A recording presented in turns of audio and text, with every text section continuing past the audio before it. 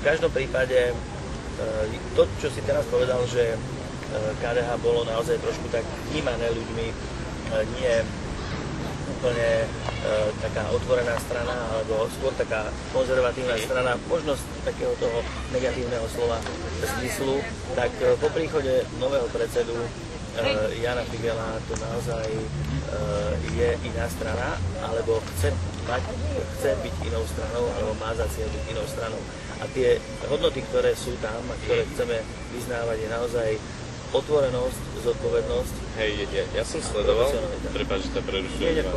Ja som sledoval vlastne tú takú transakciu tých predsedov a mne sa to páčilo, že nebolo to ako minulé, že bol to veľký napätý súboj a v podstate to, čo sa stalo, bolo rozštiepené, čo bola škoda, ale bola to taká fúzia kontinuity a fúzia zmeny, lebo v podstate Paolo Hrušovský stále je v strane, stále tam má nejakú autoritu, čiže to by bolo na margo tej kontinuity.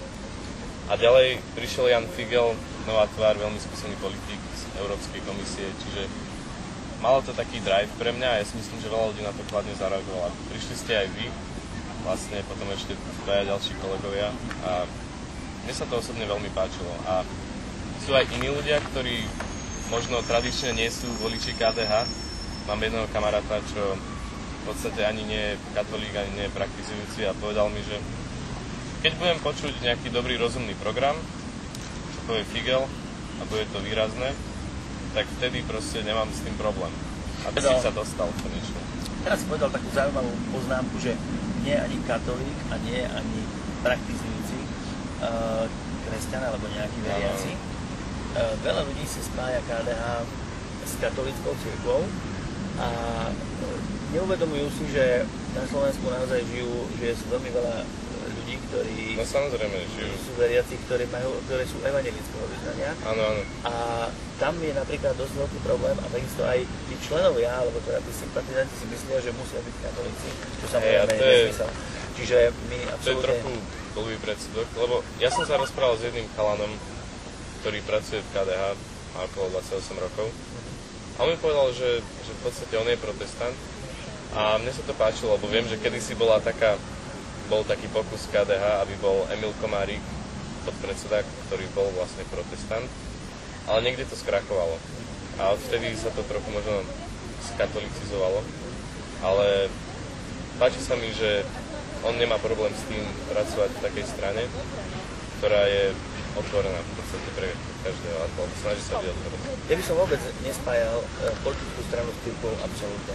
To znamená, samozrejme, my môžeme vyznávať nejaké hodnoty, my môžeme vyznávať nejaké hodnoty, na ktoré stojí nie naša strana, ale na ktorých stojí celá táto spoločnosť. Nakoniec to máme v ústave. Tak, že tradične to máme aj v koreňoch.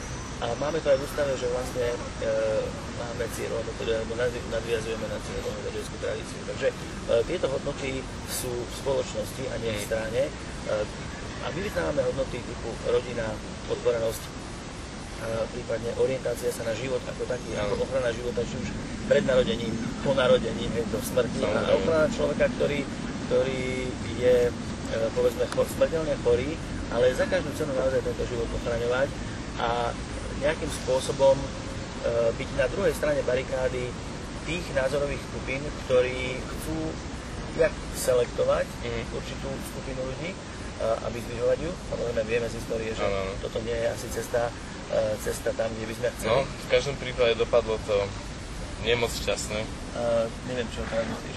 Tak keď bola nejaká taká selekcia ľudí, ja si pamätám, vieme ten výrok od Karla Poppera, že vždy, keď niekto chcel urobiť svet až moc lepším, tak nedopadlo to dobre.